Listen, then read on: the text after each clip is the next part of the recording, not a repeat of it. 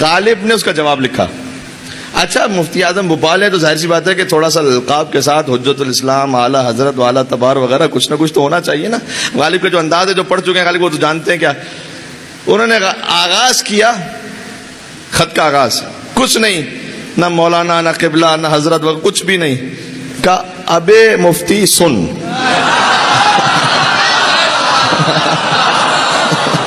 بھائی اسی پر ہی جو ہے نا وہ یہ لطف لینے کے لیے کافی ہے. جو آپ مفتی صاحب تو اسے پڑھ کے سن ہو گئے ہوں گے. ابے مفتی سن، تو نے یہ کہا ہے کہ میں نے شرک کیا ہے، جبکہ میں تجھے بتاتا ہوں کہ اصل مشرک ہے کون. اور پھر شرک کی تعریف لکھی ہے غالب نے، اور بالکل صحیح تعریف لکھی ہے کہ دیکھ، جو خدا کی ذات اور صفات اور افعال میں خدا کے ساتھ کسی کو برابر قرار دے وہ مشرک، اور جو مقام ختم نبوت میں محمد مصطفیٰ کے ساتھ کسی کو شریک قرار دے وہ مشرک، اور جو مقام ولایت عظمیٰ میں علی مرتضیٰ کے ساتھ کسی کو شریک قرار دے وہ مشرک.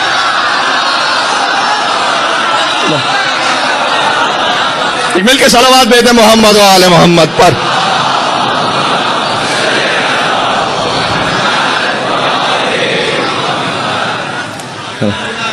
اچھا یہ بھی جارت جامع کبیرہ میں، اب وقت نہیں ہے کہ ورنہ میں ان سارے جملوں کو پڑھوں.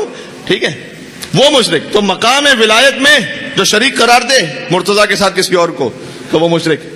اس کے بعد اب مجمع بھی ماشاءاللہ باہر تک مومنین ہے، اور آواز چونکہ بہت دور تک جا رہی ہے، میں بہنیں بھی سن رہی ہیں، تو مجھے اور مجلس کا تقاضا بھی ہے بڑے احتیاط سے. غالب تو خط لکھ رہے تو پتہ نہیں لکھ دیا انہوں نے کھل کے، مجھے اسی کھل کی بات کو بڑے لیکن آپ انشاءاللہ سمجھ جائیں گے، اور جب سمجھ جائیں تو مجھے نواز دیجیے گا، دعا سے مجھے اندازہ ہو جائے گا. غالب نے لکھا اب 3 طرح کے خون ہوتے ہیں کہ جو نجس ہوتے ہیں. خواتین کے اعتبار سے میں بات کر رہا ہوں. مثلا ایک ماہانہ ہے جس پہ نماز ساقط ہو جاتی ہے، پھر ایک ولادت کے بعد ہے، ایک اور طرح کا خون ہے. ٹھیک ہے، جس کو کہتے ہیں دماء ثلاثہ. 3 طرح کے خون ہے جو نجس ہیں. غالب نے لکھا اچھا پھر سے میں ترتیب بناتا ہوں تاکہ میرا حوصلہ بن جائے تو میں جملے پڑھوں. وہ جو خدا کی ذات اور صفات و افعال میں کسی کو شریک قرار دے وہ مشرک، جو مقام ختم نبوت میں محمد مصطفیٰ کے ساتھ کسی کو شریک قرار دے وہ مشرک، جو مقام ولایت میں علی مرتضیٰ کے ساتھ کسی کو شریک قرار دے وہ مشرک. پھر کہا ارے مفتی 3 نجس خونوں میں ان کے فتووں میں ڈوبنے والے کو کیا پتا کہ مقام ساقی کوثر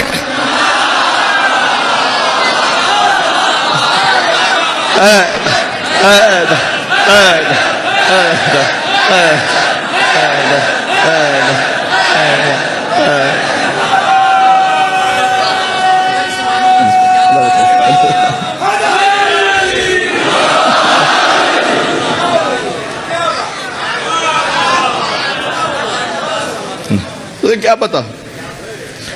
ان نجاستوں میں غرق رہنے والے مفتی کو کیا پتا کہ مقام ساقی کوثر کیا ہے. اچھا اس کے بعد آخر میں لکھا اب یہ کوئی یہ نہ سمجھ رہے کیونکہ قارب نے خود کہا بھائی تم شراب پیتا تھا وہ کرتا تھا، اس کی اجازت تو نہیں ہے، شراب کی اجازت تو ہے نہیں. تو غالب نے لکھا کہ ہاں یہ گناہ ہے میری زندگی میں، ام الخبائث ہے باقی چیزیں. تو کہتا کہ جو تو نے کہا ہے ہو سکتا ہے کہ میں جہنم میں چلا جاؤں لیکن وہاں جا کر بھی میں مطمئن رہوں گا، اس لیے کہ میں جہنم میں پہنچ کر تجھ جیسے منکران علی کو جہنم کا ایندھن بن کر وہاں بھی چلاتا رہوں گا.